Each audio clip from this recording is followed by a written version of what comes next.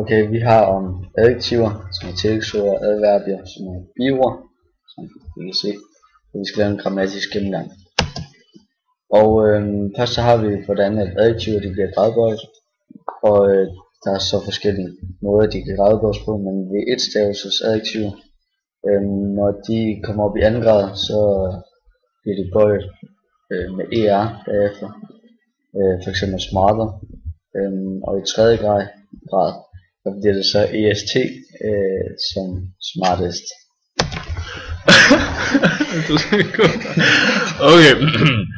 Ved lange adjektiver, som er adjektiver på 3 eller flere stavelser, så hvis man bøjer, lad os sige interesting i anden grad, så sætter man more foran, så det bliver he is more interesting than you know, som eksempel viser. Hvis det bøjes i tredje grad, så sætter man most foran i stedet for, så he is the most interesting man that I know. Så det er det rene der. Okay, tostavelses adjektiver. De bøjes som udgangspunkt på samme måde som lange adjektiver med more og most. Og hvis de ender på er, le, ow eller y i første grad, bøjes ordet på samme måde som første stavelses adjektiver. For eksempel clever og cleverer, cleverest. Og funny, funnier, funniest. Og når der er y, så bliver det så til ie. Og så har vi så forskellige huskeregler for adjektiver og adverbier. Og der er en huskeregel for adjektiver, og det er, at det kan beskrive et substantiv, altså et navnord, som er girl. I det her tilfælde så bliver a pretty girl. Så er der så 4 huskeregler for adverbier. Og en huskeregel, hvis man er i tvivl om, hvornår det er et adverbium, så er det, når der er tilføjet ly på ordet. Og første huskeregel er så, at det kan beskrive et verbum. For eksempel behaving, der er adverbium så overfor.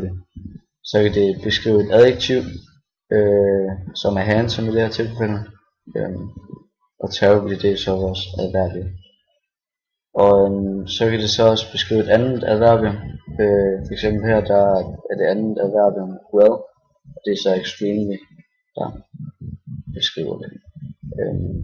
Og så kan det så også indlede en hel sætning, hvor vi kan se, at naturally det indleder hele sætningen her.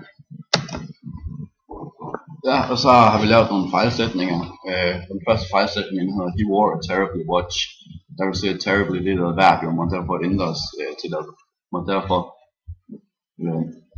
terribly er et adverbium, og derfor ændres det, at et adverbium ikke kan beskrive et substantiv watch. Så har vi en korrekt sætning, vi har faktisk 2. Og den ene det er he wore a terribly small watch. Der indsætter vi et adjektiv som er small, og som beskriver substantiv watch. Adverbium terribly beskriver så adjektivet small. Og så den anden korrekte sætning, he wore a terribly watch. Den foretrukket korrekte sætning, der laver vi det adverbium terribly om til adjektiv terrible, som så med rette beskriver substantivet watch.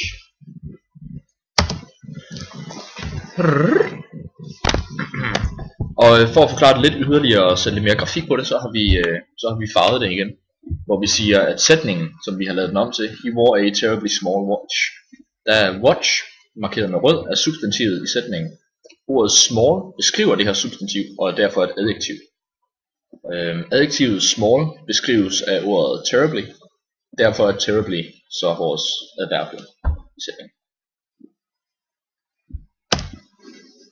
Så er vi så færdige med den grammatiske gennemgang.